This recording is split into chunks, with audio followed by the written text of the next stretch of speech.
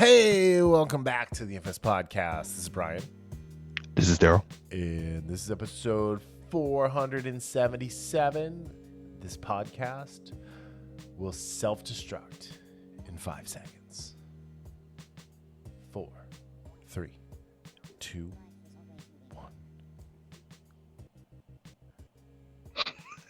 1. Anyway, I'm Brian. And you are? Darryl, as usual. Always Darryl. Are you the Garth to my Wayne?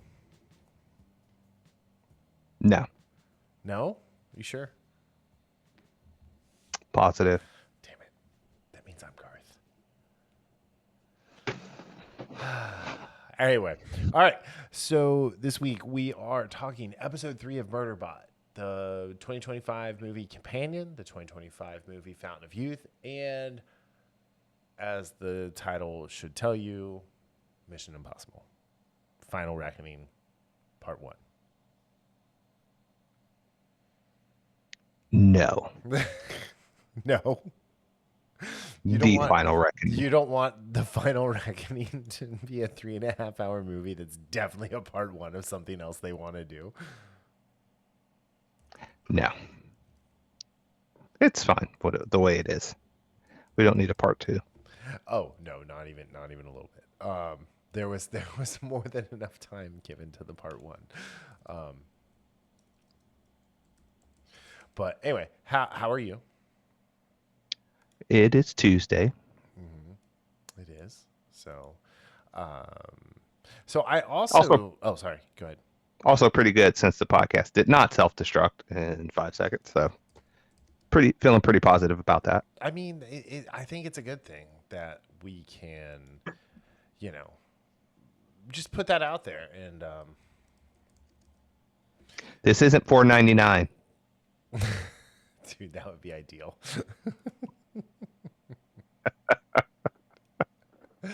Oh man, people are getting so like there's because people are like, you guys are getting close to $4.99.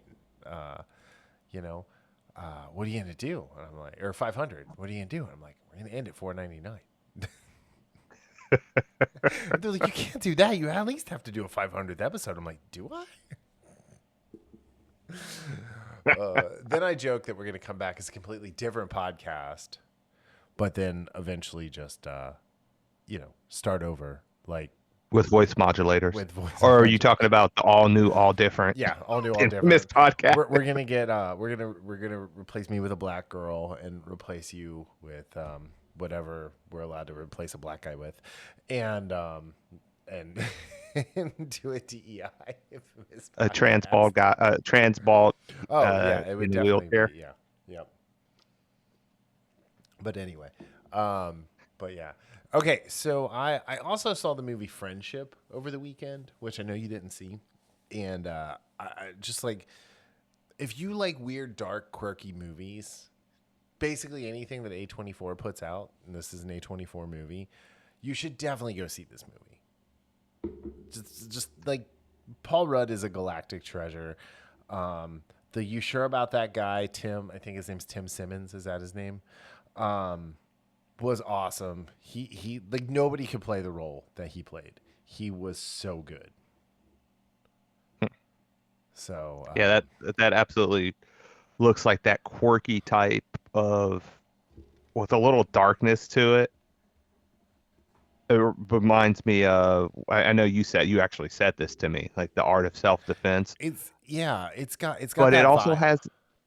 it also has that vibe, and again, from what I saw in the trailers, it has that kind of similar type of as Duel. Mm-hmm.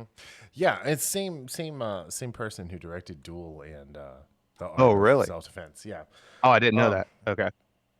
But the other thing is the trail. I thought it was going to be this like thriller kind of horror slasher thing, and it was so much better than what I expected. Well, that's what the trailer did, and then I saw that it was a comedy. I'm thinking, is it? It's like, to call it a comedy, it is definitely a bit of an overstatement because it's dark. It's just dark. Like, some of it's funny, and like Carlo and I were going through some of the reviews and stuff, and there were a couple of reviews where like the guy was like the funniest scene in this movie that people will be talking about, but they didn't say what the scene was, and we're like, what scene are you talking about? So there wasn't really a funniest scene in the movie. There was I think this guy's gonna kill somebody scene in the movie, but anyway, definitely worth seeing though. If y'all get a chance. Anyway, cool. Do you wanna hop right into Murderbot? Let's hop right in. All right, Murderbot. We are plugging along. So this is a 10 episode Apple series. We talked about the first 2 episodes last week. Just to kind of get into it a little more, it's created by Paul and Chris Weitz. It's based on the Murderbot Diaries by Martha Wells, which is a book series that started in 2017. She's written like 7 books already in 7 years. I mean, so she's trying to Brandon Sanderson it. I think she just saw what George R.R. Martin did and said, you know what, I can write all these books out much faster. I got to get this out of the way just in case. Right. But it stars Alexander Skarsgård, who we both adore as an actor. Noma, Dumezweni. And then David Dastmalchian. He's the guy from Ant-Man and the first Joker movie, also called The Dark Knight. Sabrina Wu's in it. Anyway, and then there's a show within the show called The Rise of the Sanctuary Moon, or The Rise and Fall of Sanctuary Moon, and it stars Jack McBrayer, DeWanda Wise, John Cho, and Clark Gregg in that show, which is pretty funny. Yeah. Clark Gregg looks great with the big, like, mutton choppy things. Anyway, so episode 3 is it came out on the 23rd. So this show comes out every Friday. It's on Apple. I don't know if I mentioned that or not. Episode 3 is called Risk Assessment. It looks like all these episodes are written by Chris and Paul in various orders. Like sometimes it's written by Paul. Sometimes Paul is first, sometimes Chris is first. And it's directed by someone named Tal Frazier, who I've never heard of. This is a New But you're about to Zealand- say Tauro? No, that would be my car. Well, it's black, like because the other one was named Kal-El because it was like a silver, like and then it got wrecked, so I call it Tauro. Anyway, Get wrecked. This guy directed some episodes of Penny Dreadful, The Schnarr Chronicles, and The Badlands, Iron Fist, Marvel's Daredevil, Swamp Thing. Ooh, The Affair. That was a good show. Titans, Stargirl. Damn. So I mean, this is not the guy who directed this episode.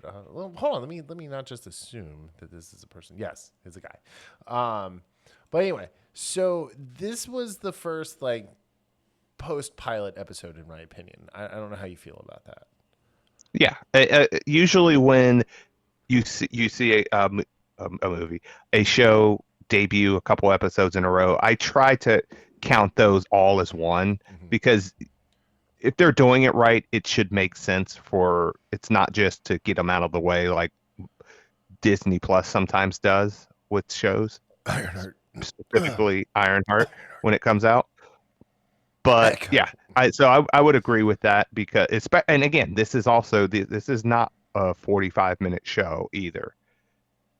So you're not getting it's 20, through as much as you would. Yeah. So yes, this is definitely TLDR. This is the first post-pilot show. Yeah. All right. So here or episode. Yes. So they're trying to find out why there's all these dead animals lying around on this planet that they're on. And so the part of the crew travels to the other research site on the opposite side of the planet that's been there already. And I thought this was a really funny interaction, because the one guy was like, well, I don't have weapons training. And they're like, what do you mean you don't have weapons training? And he's like, I wanted a sandwich, or whatever. Rothy, I think is his name. he's the wormhole expert, but he's also involved with the lesbian couple as their assigned threesome partner, which is pretty funny. But he was like, yeah, so he had to stay behind, and the whole time he's like badgering them, what's going on, what's happening, and like just taking up the comms, which I thought was pretty funny. I don't know how, like, I'm always curious, like, because you and I have like different, like, we have dark senses of humor, but I definitely lean more towards the perverse a lot of the time than you do. So I do watch these things. I'm like, I wonder if Darryl found that as funny as I did. I wouldn't say it's because of the perverse, because trust me, my humor can be very, very dark. It's I mean, again, it's not like, the that absence wasn't. of light like my sense of Yeah, humor, but it's so with him talking, like, I mean, this is the thing. It kind of went on a little bit too much for me. I did think it was funny when he thought he was on mute and he was like, yeah, "This is what you get, you stupid, for being hungover or whatever." yeah. And they're like, "Dude, you're still on."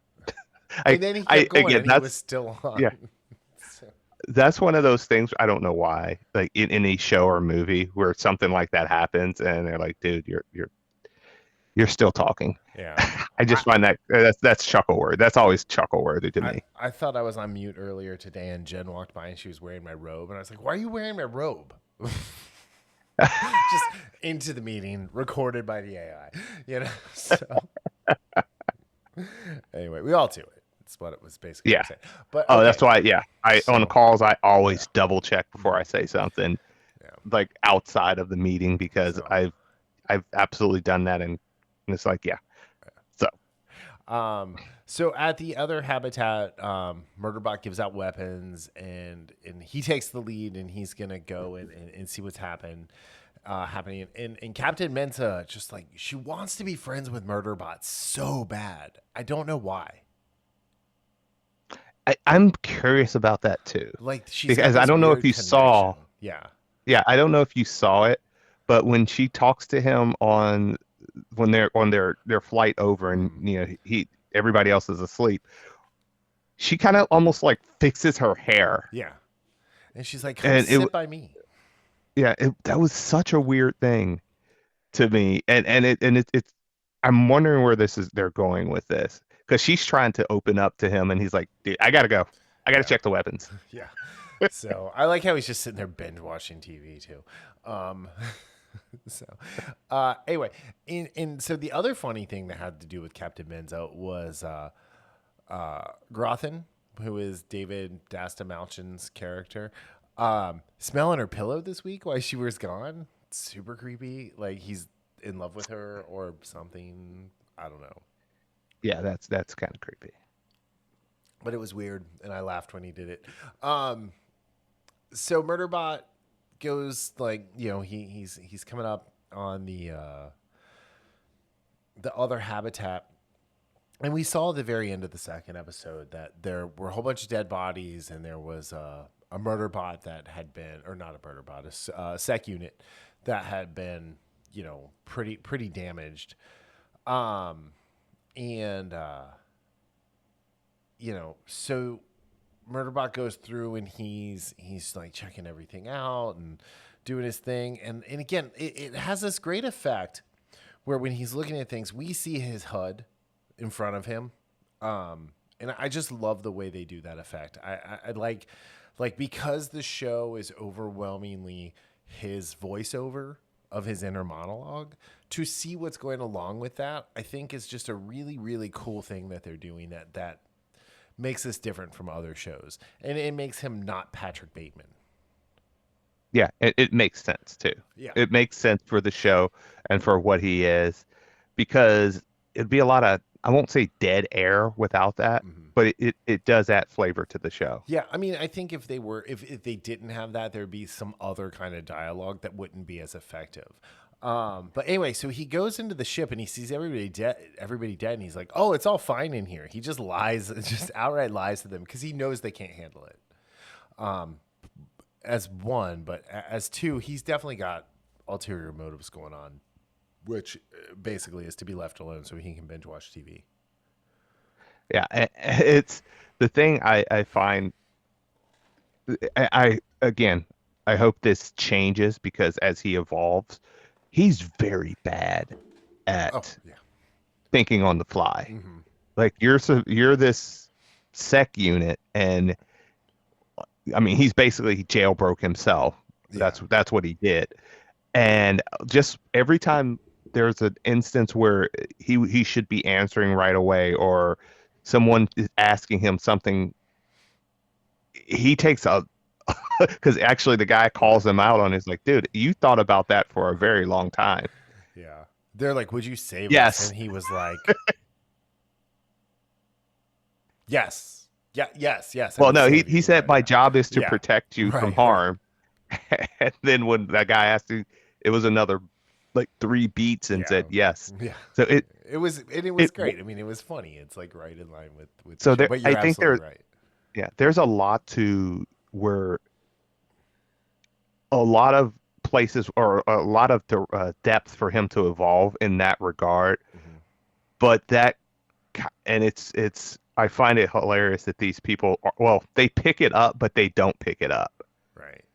Right. Like because after he says that, because the guy says, "Hey, over here," to bring whatever the kumbaya kind of thing that they did before they went on the Hmm. planet.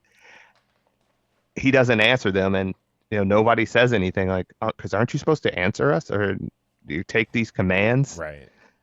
So I do like his and again I said this last week, I the inner monologues of the things that he says, it it really makes for the show, because like I said, without that, if we just used the conversation and didn't Hmm. have his internal monologue, this is another thing that separates it, or that makes it stand out as Yeah. a show Well, so far, I think I'd part of say. the reason he pauses too is because he's not compelled to respond or actually do anything to them anymore for them anymore, and he's like just like forgets because he gets lost in his own inner monologue. But anyway, so he's searching the other ship or the other research facility. He gets attacked by that murder bot that we saw at the end, which wasn't like fully turned off, and he fights that one off.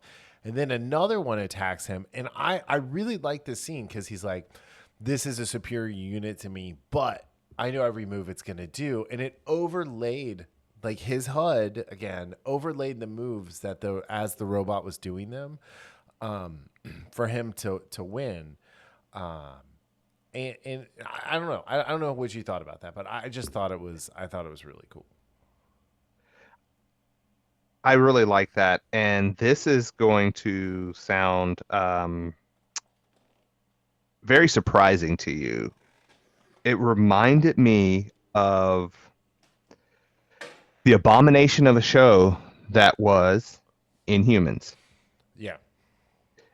And the reason I said that is the character of Karnak, I Hmm. believe it was, and I'm Oh trying to yeah. see who he was played by, where he could predict, he could, see the little Yeah. fissures and cracks in, in anything, and faults in a fighting style and all this stuff.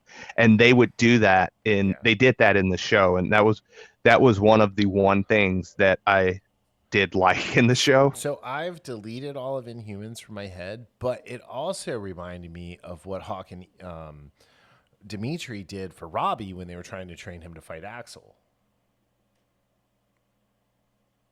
in the last season of Cobra Kai. Yeah. Okay. So, I like, so you deleted everything from, yeah, I mean, did they make a show? I mean, too late. You've already, that doesn't work right now. Yeah. Yes, You're I know sounding they like made a Murderbot show, now. but I got rid of it. Like, I deleted that Runaways, Iron Fist, except for the fact that he kept telling everyone he was Iron Fist. Virtue Signal and the Neutered Soldier, Loki, like yeah. So I couldn't tell you what happened in any of those episodes, any of those seasons anymore. Ah, yeah, you could. I mean, I I don't. could because I could go back and listen to what I thought about them on those episodes of the podcast from years ago. plus, for Virtue Signal and the Neutered Soldier, we did episode commentaries, which was actually a lot of fun. Anyway, but yeah, so then the episode ends with I don't know if it's a robot or a person, but they raise up. I With think a it has little, to be a person. I think so too. And they attack, like, they fire. So we don't know if they attack him or not. Maybe it's a warning shot. So we'll have to wait for episode 4, which comes out on the 30th, which is called Escape Velocity Protocol. But so out of 5, who needs weapons trainings? What did you give this episode? 3 out of 5. It's another solid episode. Again, this is not sure where this is going, but this is piqued my interest enough to keep watching, and very curious to see where this is heading. Yeah, I gave it a 3.15, which pretty much sits it right in line with what I did for last week's episodes. Like, little over a 3.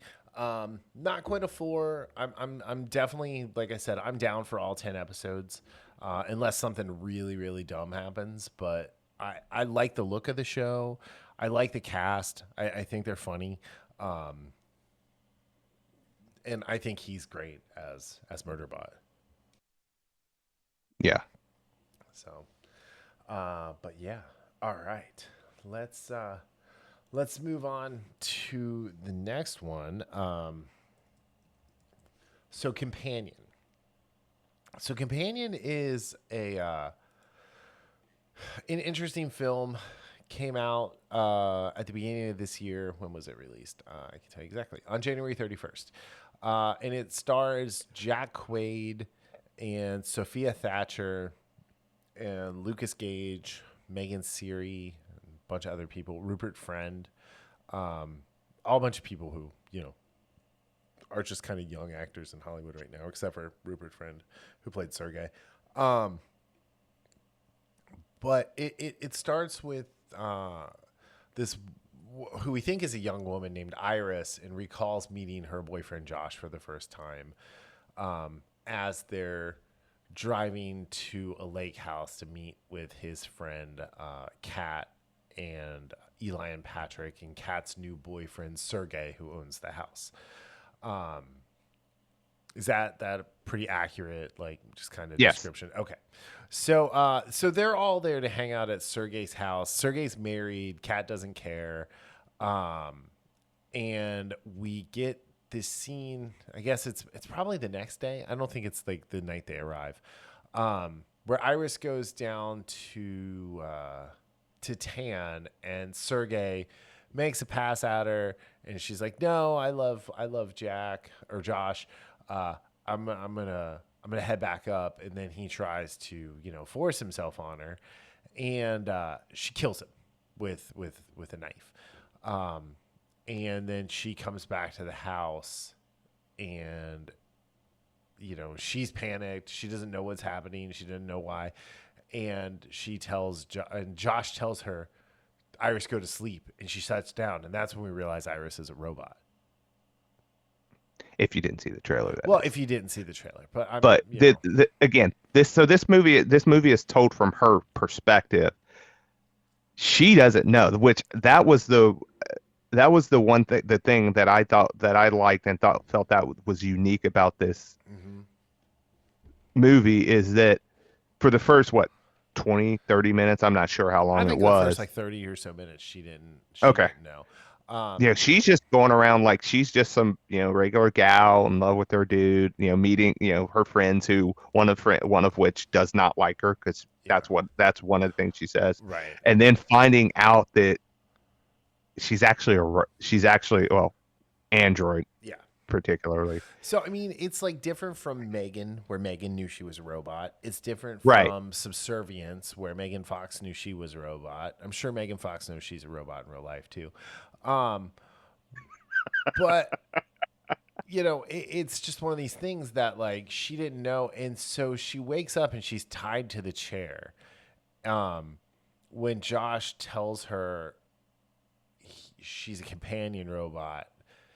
And it's just like a lot of funny things happen. Like, it turns out that Josh doesn't own her. He rents her, which is even more pathetic. he's Josh is kind of a total loser, but he uses the app to adjust her emotions and her intelligence, and he can make her whatever she wants. Um, and you know, Iris ends up getting free and steals Josh's phone and runs off into the woods. That's when she really kind of finds out that um, she's been jailbroken, just like Murderbot. There's a theme here with robots this year in popular culture. They're all getting jailbroken to be able to hurt humans, and Well, she ups her intelligence from 40 to 100. She increases her aggression and like turns off the do no harm to humans, which Josh and Kat had turned off so she could kill Sergey, because they were going to take cash from his safe.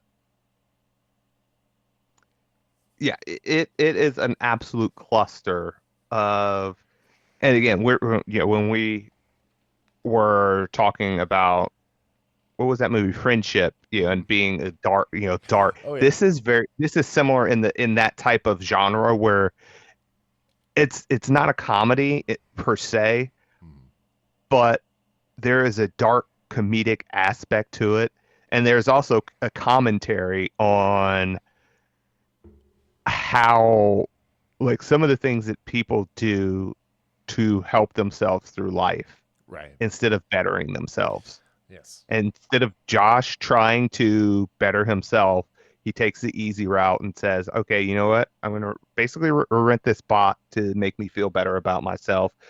That goes in line with him lowering her intelligence, for example, and being more subservient to him. Right. Not subservience, but subservient to him. And again, he's not the only one, because you have another character in the Well, and this was the funny thing with Eli and Patrick. And Eli is played by Harvey Guillen. I think that's how you Gian. say his Yeah. name. He's from What We Do in Shadows. You've actually Oh, like that's where I knew you've him. seen That's him where in I a know lot him of from. things. Yeah. He's actually like really funny. He was in was he? I just want to make sure. God, he's been in a ton of stuff. He's a voice on Archer. Oh, that's amazing. I want to say he was in that show Superstore. Do you remember that? I never watched it. I'm pretty sure he like had like a little cameo thing there at one point. Oh no, he was in iZombie. That's right. He was in an episode of iZombie. Anyway, he's And Blue Beetle. oh yeah, he was in Blue Beetle, wasn't he? Oh, let me look at his movies here.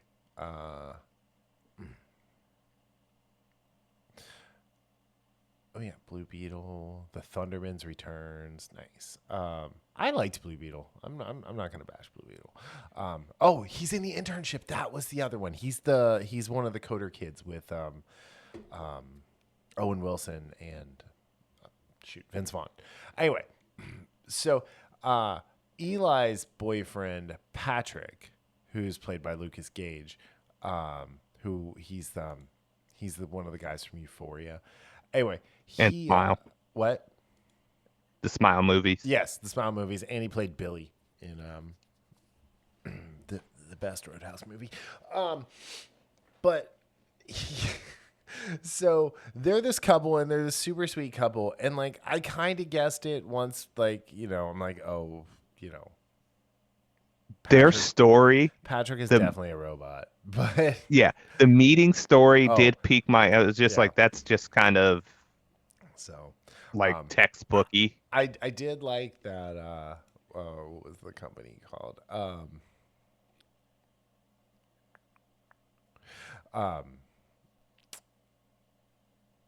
Empathics. I did like that Empathics just had a list of meet cutes you could choose from, like the grocery Yeah, store or like, the restaurant or whatever it was. And but I just thought it was funny because like Eli gets killed and Patrick so basically what you do with your companion. Let's just kind of like talk about the science of the movie here. You basically turn your companion on and you sit down in front of them and you like give a list of commands, and then they imprint on you like you're a robot that crash landed on the wrong planet or wrong part of a planet, and a baby goose decides to follow you around, and you decide to raise it. It's essentially the same movie as The Wild Robot in a lot of ways, except for this robot is murderous and doesn't want to save all the animals in the forest. That being said, it's really funny because when Eli gets killed and they're trying to stop Iris. Thank you. I want to call her Zoe for some reason. Because she looks like Zoe Deschanel. Anyway, but so they want to stop Iris, and so Josh imprints on Patrick, which was hilarious. And it's like you're turning the robots gay. Like I just see your Alex Jones, like just like freaking out about this, which I like. I don't know. I thought it tracked that Jack Quaid would make a robot gay for him. So there's that. Anyway, so there's all that. I don't really want to spoil a lot of it, but like most of this movie happens in the living room of Sergei's house, or like on the street, and in the dining room. And it's just this nice contained story, and they're definitely going to do another one, I think, because it did all right. I mean, it was a $10 million budget. They made $36 million, so it made money. Not a lot, but it made money. But like, I don't know. Like, I love this self-contained kind of thing where it's a very small kind of weird slice of life, futuristic slice of life, kind of thing. It makes me really not want to have autonomous cars when Iris is trying to escape. I mean, if you ever watch Maximum Overdrive, that you should know that you don't want autonomous cars. Right, Christine. Yes. So the car. Knight Rider. Hey. Car. Yeah. So car. Not Kit. Kit and car. Kit was like, Kit I love car. I love his two-tone. The two-tonedness of car. With the gray. Yeah. Yeah. But anyway, so like I really did like this. And so the thing I liked most was when Josh tries to kill her, he thinks he can just shoot her in the head. And all he did was disable her Wi-Fi. So yeah, and then the text like, "Oh no, all the stuff's in her guts." Yeah, going back to the things that did well is, like you said, this is a self-contained story. This doesn't try to get too big. This doesn't try to get too flashy. Mm-hmm. It's a more personal type. It honestly reminds me of a lot of A24 movies. I was like, I can't believe this is New Line Cinema, not A24. Like the way this movie, because even if you think about Megan was a bigger type movie than this. Yeah, not huge. Don't get me wrong, Megan was not a huge, spanning the globe or the states or anything like that. Mm-hmm. But considering that most of this movie takes place within for the most part, 3 square miles, if that. Yeah, it's definitely a bigger movie, but this is it reminds me of when you see, again, I'm an open world guy when I'm talking. I love open world games. Yep. But some people don't like them because they can get too much. They can get too big. And so I just finished playing Doom, the remake from 2016. And yes, you're balanced. Doom. Which, by the way, sad to say that there's no timetable for Dune Awakenings to be on the consoles. I'm well aware. I'm actually considering buying a PC. So it reminds me of Doom because Doom, yes, you're traveling between hell, the dimension of hell, and Mars. But when you consider what I was playing beforehand, or what I'm playing currently, like Elder Scrolls Oblivion or Kingdom Come Deliverance or even Ghost of Tsushima, it's a lot more self-contained. There, you just can't go anywhere. It's more of a focused, narrow perspective in comparison to open world, and that's what sometimes you need. That's what kept because all the charm inside of this movie. yes, Is the because this narrow could have gotten focus. bigger and a little bit out of hand. It was actually one of the things well, I think it was just, I was going to say one of the things I didn't like about Subserviences was that it got, but to be fair, Subservience wasn't that big either. Hmm. Yeah, most of it was in a house. Yes, there was some stuff in the construction site and then at the hospital, but I like that about this movie. It knew what it was. It didn't try to get too big. It stayed, like you said, it stayed within the confines of the story, and I think that's why it worked Hmm. pretty very, worked well for me because I didn't know if I was going to like this. I thought it was going to be more of a Subservience type in the sense I didn't dislike Subservience, but it's not something I'll necessarily watch again. This is a movie I'd watch again Oh yeah. because I mean I enjoyed the performances. Sophie Thatcher, Jack Quaid, again, Jack Quaid plays Jack Quaid, but he played this Jack Quaid as more of you see he's more of an ass as the movie goes on. I liked him in this infinitely more than I liked him in Novocaine? Novocaine, which I Yes. thought was a relatively stupid movie. Um, Yes. it was just one of those. It's just one of those days when you want to wake up and everybody sucks and you just want to do the Novocaine right felt thing. empty. Yeah, It was empty. yeah, that's a great Which way to put because it. the premise was right there on a platter to make just a it didn't even have to be a smart movie, just a dumb fun movie like you said, Crank. Right. Like it was right there and it just did not hit. But this movie, thankfully, this was a very an enjoyable movie. And I like I said, I'd watch this again. Hmm. Oh yeah, 100% would watch this again. All right, so what do we got here? Out of 10, they're making the robots gay. What did you give this one? 6.25. A very solid undertaking.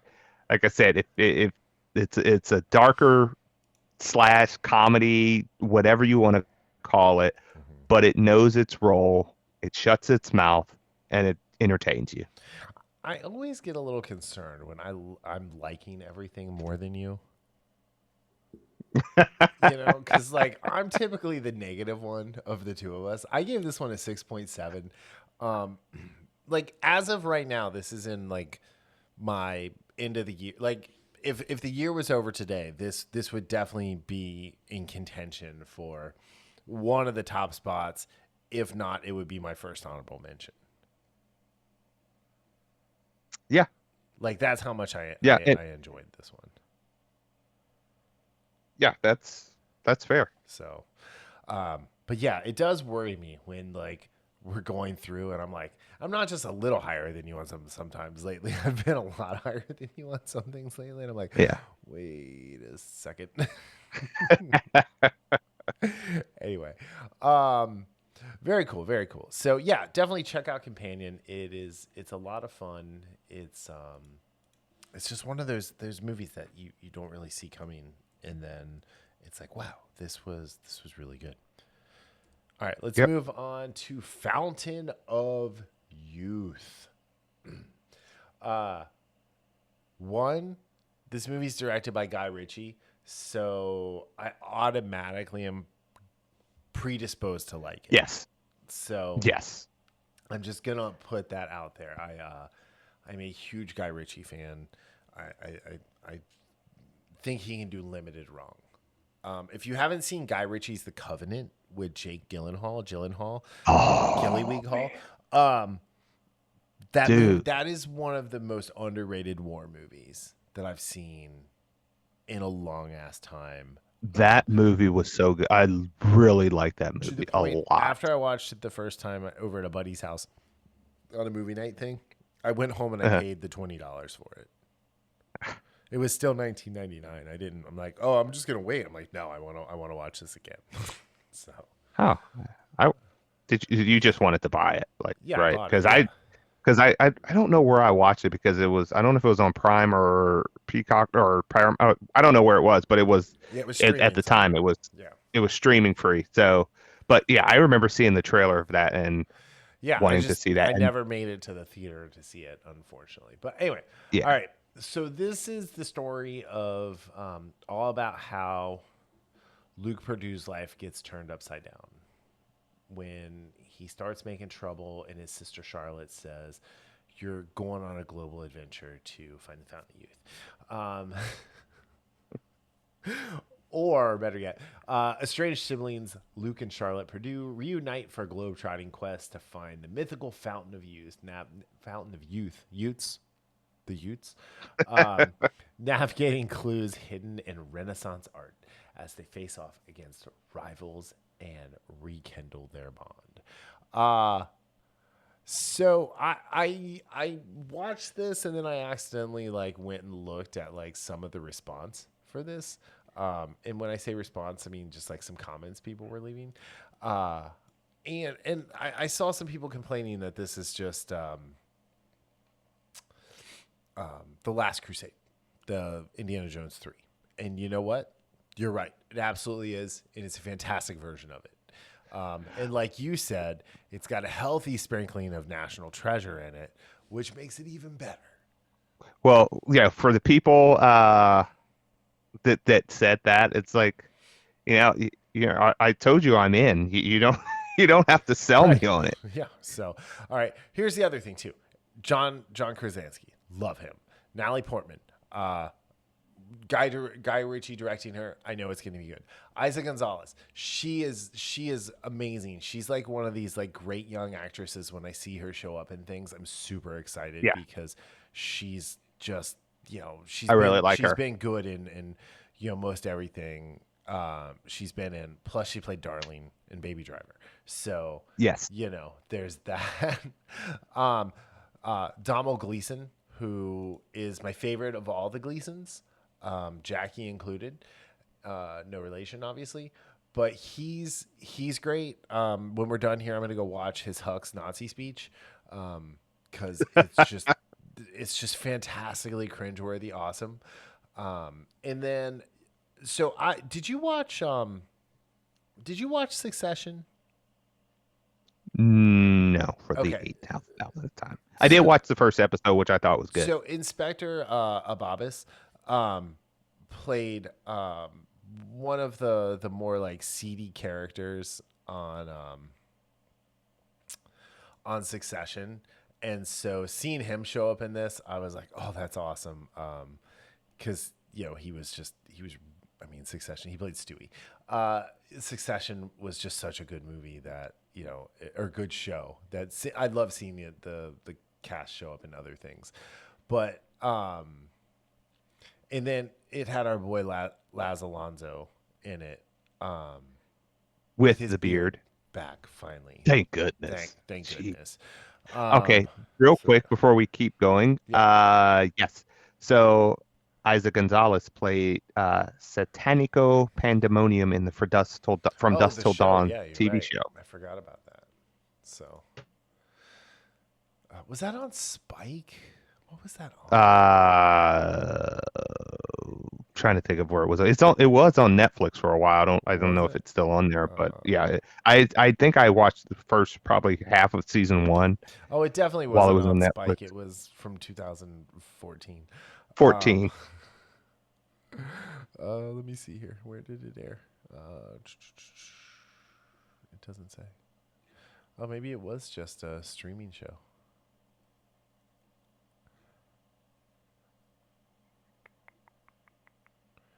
Yeah, it doesn't say where it aired. Anyway, all right. Oh, it's oh no, that was from Miramax.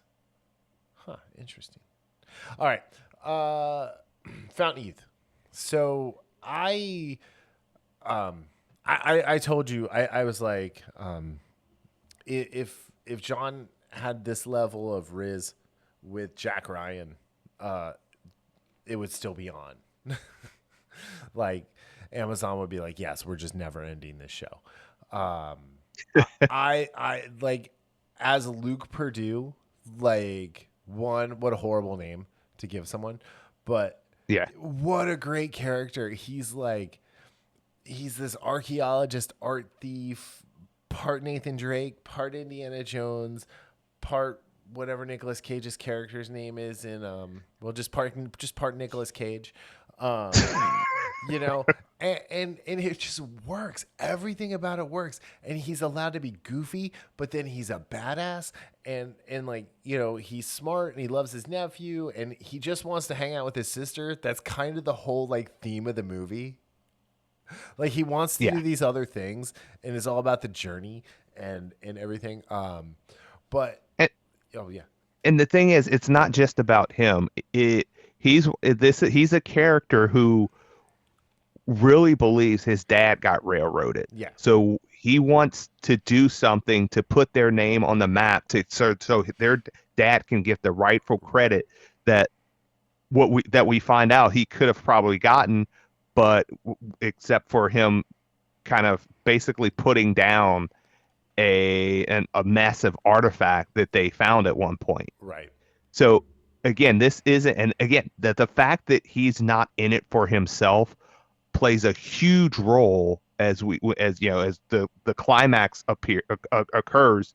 It plays a huge role in why he does what he does, you know, when they get to the basically end of the destination of their journey. yeah, yeah. Um, yeah, it's you're right. And you know, and the thing is too is he learns throughout the movie. That's the beauty of this character, is he grows. You Mm-hmm. know, because like he's like, I want to find the fountain of youth. I want to be rich. I want to be famous. I want to be immortal. And when he gets this chance later in the movie, we'll get to it. But he does the right thing. You know, that is the cup of a carpenter. Mm-hmm. Or as the Templar said, you chose wisely. He chose poorly. I really enjoyed like the globetrotting, like the Lusitania, going to the Austrian National Museum in Vienna, which I'd been to. So that was cool. The whole thing with Thailand at the beginning and then to London. It was really cool. And like, I thought I was going to hate the kid. But he plays an important role. Ben, was it Ben? No, Thomas. Yeah, Thomas. Yeah. Thomas was great. When him and Owen, Donald Gleason's character, Owen Carver, are like hanging out in Vienna while everybody's at the museum, and he's like, do you want some champagne? Or he's like, do you want something to drink?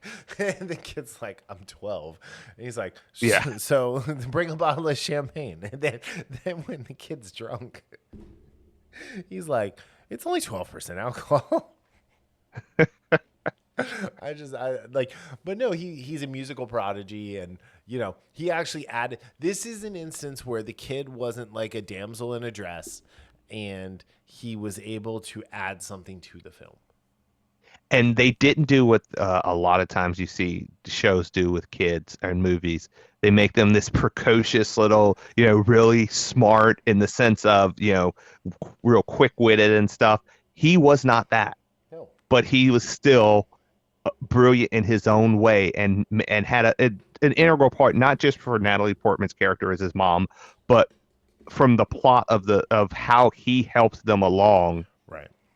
in ways. And one of the things I also like that this movie, and at one point where, you know, Luke and Charlotte, you know, become at odds when she thinks he was going to let her die because he had something they were looking for. Right. And she's about to walk out, and she walks out with her son. I'm thinking, because the son at that point is trying to tell them something. Right. And what do shows and movies do so much in that scene? They walk out and they don't come back. They don't listen to the kid or the person. Right. She actually listens and comes back. Yeah. And I thought but when she walks out, I rolled my eyes like, oh, we're doing this again. But And then it's she comes back and I'm it's like, Guy Ritchie, so we know Yeah. things are going to go right. yeah. And I was like, thank you. Thank you. I see that too much in stuff where, and you see it more in drama shows. Yeah. You really used to see it a lot where shows had 20 episodes or more. It's that Yeah. faux drama where it's manufactured in a way that goes beyond. Well, yes, we know it's a story. We know they're trying to manufacture drama, technically speaking, making a story. Hmm. But everything about that type of drama, or the people just missing each other, it comes across as performative. That after you see it so many times, Yeah. seeing something like this, it's like, oh man, I was drowning for a second, and then I got that breath of fresh air, and I'm Yeah. like, thank you. So I And, really and appreciate it that. kind of kicked the everything they did in Egypt, then in the pyramids, into high gear, which I found like really cool. Because then also because he went with them and that musical talent came back into play again Hmm. based Yes. on what he had learned, what he had shown them, and what he had shown the adults. Um, I thought the other cool thing was so just spoiler, just minor spoiler. They find the Fountain of Youth. Just it's called Fountain of Youth, so they're obviously gonna find it. One, the fountain effect was cool as shit. Man, yes. So it was very much like when Aang is going into the Avatar state right before Azula shoots him through the foot or the back, whichever I forget what that. I think the exit wound was his heel. So and shoots him with the Force lightning. Um, like it was like that level of cool, and there's a part where Owen shoots Luke like 3 times in the chest, and like you think he missed, and then you see these holes pop up in like the shadow of John Krasinski, and it's like, and then they close up, Yeah. and it's like, so it's like he's like, I really thought they were gonna kill him for a second. I was like, this would because he got shot, and it's like this makes so much sense if he just dies here. I thought so too because And of it's not the a what bad he. thing, but yeah. Yeah, well, my thought was what he saw, and I don't want to give this away, but what he saw, he had to give up to take in the power of the Fountain of Youth. I thought there's no way he's going to do that. He's not going to do that, or is he? Right. Oh, he wouldn't do that. Mm-hmm. But so he's going to die there. But I think since he was within the vortex of the power itself, Yeah. he wasn't necessarily needing to. He wasn't taking in that full power. No, the fountain itself healed him. Like the Right. fountain, so Yeah. the fountain is like almost sentient, kind of in a way. Yes. But Yeah. um, but Which yeah. is another really cool dish, kind of like Hmm. aspect of what they were doing. Yeah. And then Carver forces his way in, um, and then he chooses poorly. Um, that's the spoiler I'm going to give there. But the effects for what's happening when Esme uses the key to shut everything down was so cool. It was Hmm. so Yeah. so cool, and having to run up those steps as they're like shrinking. Every video game platformer knows that Yeah. when you have to do that, it fucking sucks. So, Oh, I like the open steps oh, are a bane to they, me. they take me like 3 or 4 tries, like usually. And So don't have to fight an enemy and then you kill the enemy and you're like, "Oh, I got," and then you accidentally fall off. yeah, or Oh, it's like Elden Ring. yeah, or it's like closing and you have to like hurry Yeah. up through it, and it's like oh god, by the time I get to the end, I'm just looking for shortcuts. I'm Yeah. like, well, Yeah. if I double jump here, so. Um, but yeah, all right. So out of 10, Jim from The Office, but with that archaeology riz, what do you give this? Mhm.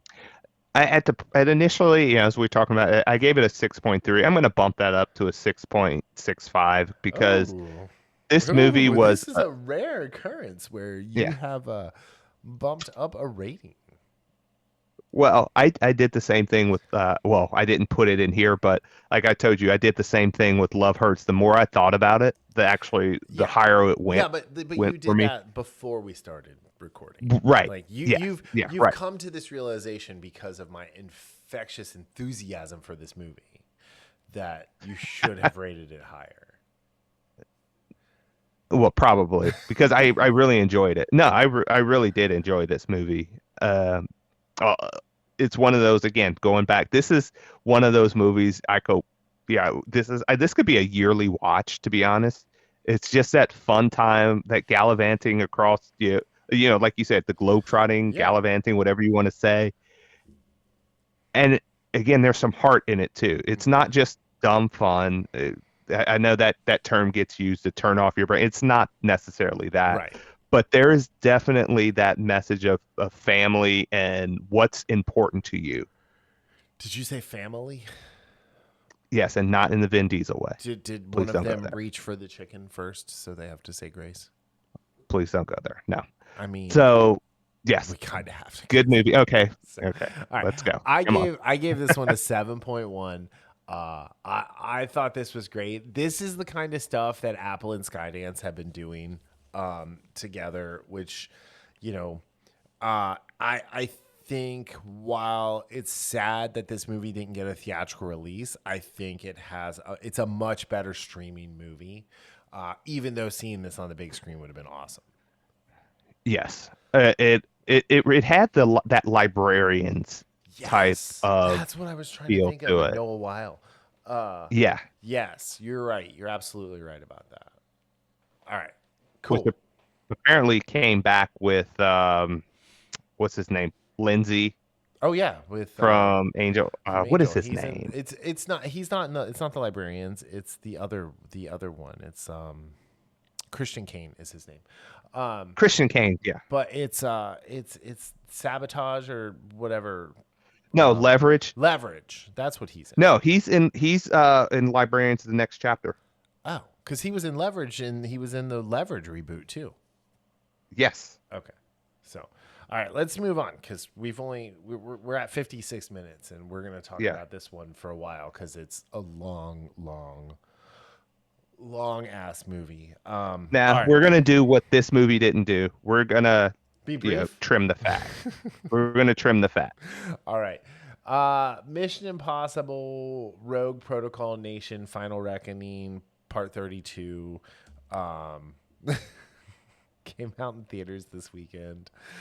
We both went and saw it. You somehow, even though I got my tickets before you did, beat me to the punch, seen it before me. I was like, what the fuck? Um, all right. So this is the final Mission Impossible movie, maybe, perhaps. I don't know. I will say this.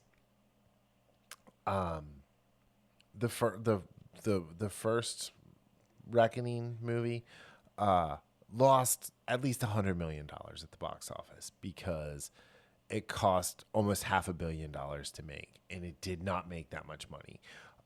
This one cost between 300 and 400 million, and as of right now, the box office is sitting at just over 200.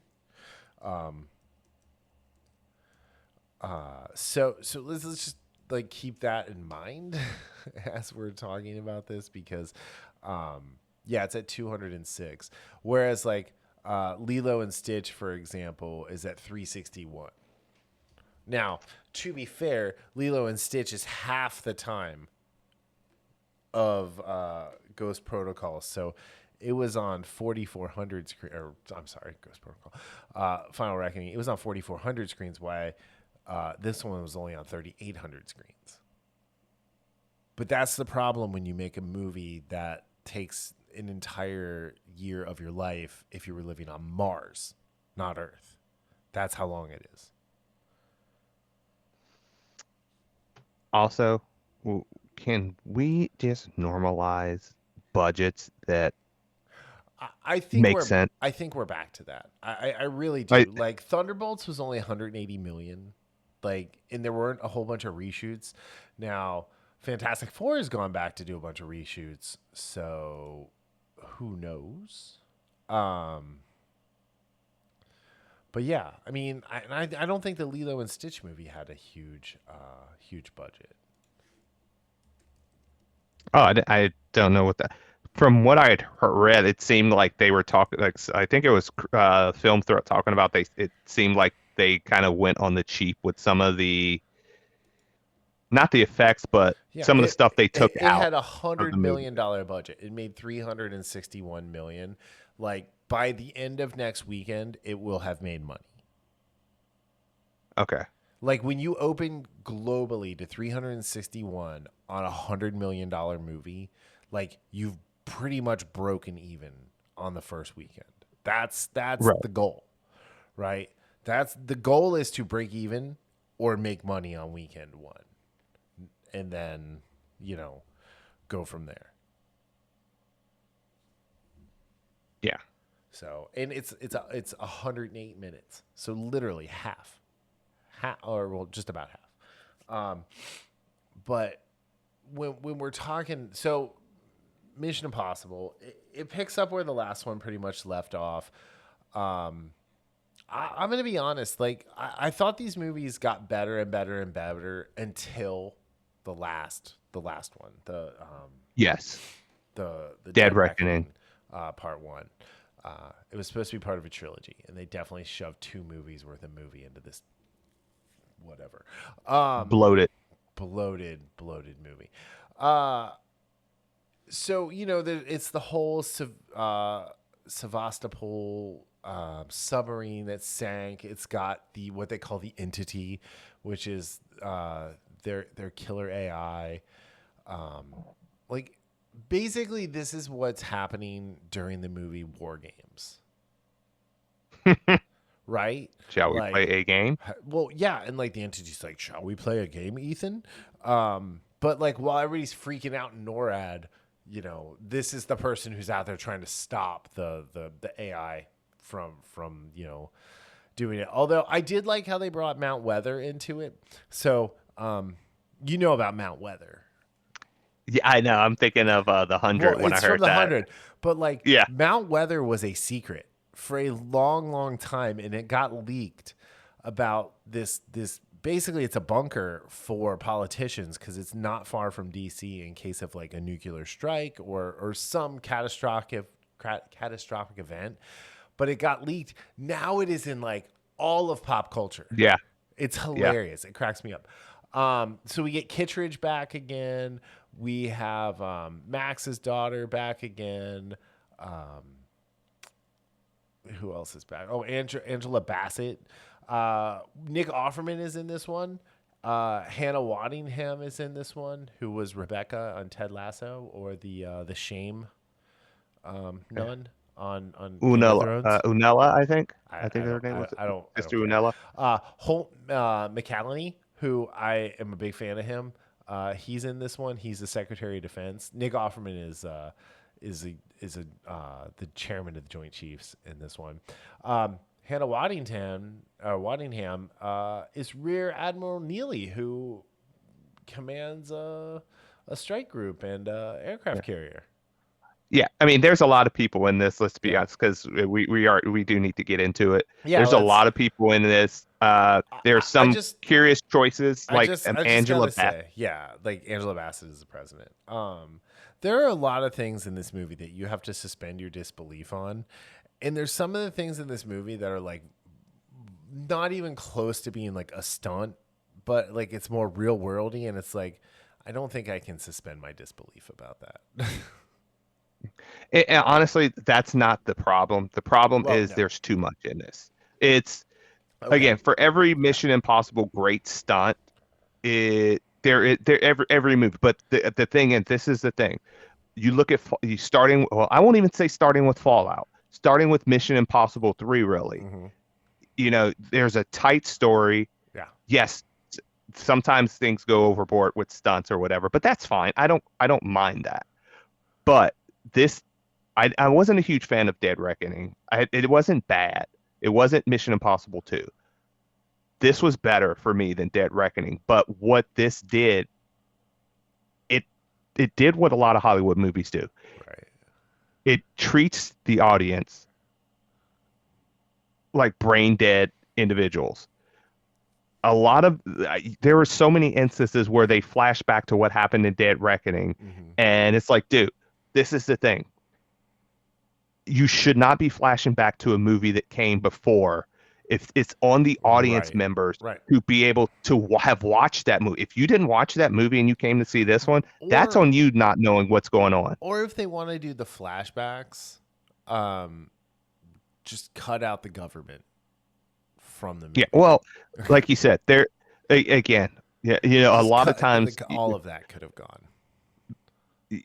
it's funny, Brian. A lot of times you think, I know a lot of half jokingly, but not all the time, that most movies could be 90 minutes Hmm. or most movies could have 30 minutes cut out or something like that. Oh yeah. This, I told you from the start, there was at least 30 minutes that could have been cut out of this movie. And even if you only cut out 30 minutes, this movie is much tighter. Yes.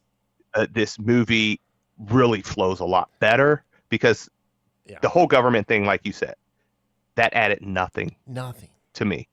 Nothing to the story was added there. It was There were scenes. yeah. It was no. I'm sorry. Oh no, it was just a way for like some really good actors to chew up some screen time in a summer Yeah. blockbuster. Like and like Yes. it was not there. There was too much of this movie that wasn't about the mission. And honestly, I do think that the impossible part of all of this has like Hmm. gotten completely out of hand. In Tom, Mr. Cruise, Thomas Cruise. Dude, we get it. You're tough. You're crazy. We like watching you do stunts. But a combined 20 minutes of like stunt between the planes and the underwater stuff, it's just masturbatory at this point. Stunt porn. It's As I you said. call it stunt porn, but it's like I think him and like Chris McQuarrie have a bet like how much can we make Paramount pay for us to do these crazy stunts, and will they pay Yeah. for us to go to space? But like Skydance is the other production company on this, and like you look at what we got from Skydance with Fountain of Youth, right? Right. Like producers, do your jobs. I think they could have cut like Gabriel out of this movie completely. Gabriel didn't need to be in this at all. Honestly, if they cut him out and they make it and they give the personality of the AI that give the AI more personality and more screen time, Yeah. it could have made it more of a threat. Well, especially because the AI like was like, I don't need you. You're a failure. Like there was the whole emotional damage scene where he hit him with a flip flop, like in disgruntled Asian parent. But it was like, yeah, like Gabriel was cool in the last movie, but in this one, he, like I told you, he's a one note mustache twirling villain. Ethan, I have the parachute. Yeah. And in which like Issei Morales is like, I love when he shows up. He's a really good actor. He was a great Deathstroke on a very mediocre season of Titans. Yes. Mediocre. Killing off Luther. Spoilers. Cool, I guess. Like, okay. But then Benji is like somehow immortal.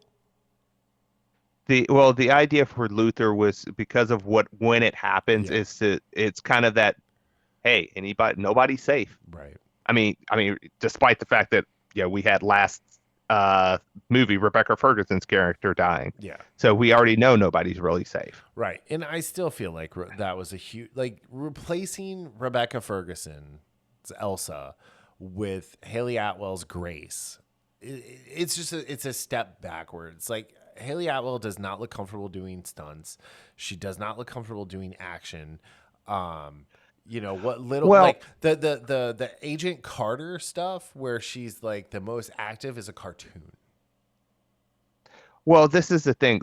I thought they played a good job in Dead Reckoning, showing that she wasn't up for fighting, and then she's like for 10 seconds. Yes, I know it was only 10 seconds or so, holding her own against this dude in a fight.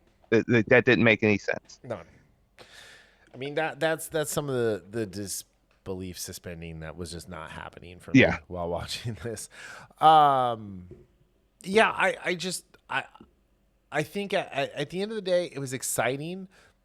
I was not at one moment on the edge of my seat by the time we got to the big stunt pieces. Right. because I was like, I'd already gone to the bathroom twice. Well, yeah. I mean, you have the bladder the size of a That's chickpea, true, but I so. typically do not get up and go to the bathroom. Like But again, I only this go to the bathroom if I'm bored. did, but that's why I will not say I was never bored in this movie per se. Hmm. It it was more okay. I see what you're doing. Let's move along Yeah. because there was nothing. There wasn't a scene to me that bored me. But Right. there were scenes like where you're talking about suspension of disbelief or just being like, "Oh, come on." The whole, that whole thing in the submarine, which was a cool scene, but could have been cut down by 65%. And it would have been because that was actually a moment where there was some good tension in there with the bomb, with Yeah. the torpedoes Well, falling all and over the especially place. because the But AI gave him the vision of the bomb blowing up when he was yes, underwater. Like that was the cool. Like right. that's what you were when you were talking about. Like the AI needed to have more personality. Like that's Yeah. the kind of thing it needed to do. It needed to be like hacking Ethan. Like Yes. like the behavioral modification to get him to do the things he wanted, not just I'm gonna kill. Like his whole like saving the world and killing the entity was second to killing Gabriel for him. Yes. Which is kind of weird for Ethan Hunt. And yeah, that it's like the opposite of what he's done for the last 7 movies prior Yeah. to this And this is the issue, and it's going to be funny because of how much I'm hitting it when you see my rating for it. But this is the issue with having too long of a scene. A scene can start off with all this tension, and you're like, okay, this is good, but you become numb to it. one. And Right. that's what this did in a couple instances where you became numb to the danger because it tried to hold on to that tension for way Yeah. too long. Yeah. I think I'm just gonna pretend like Fallout was the last movie.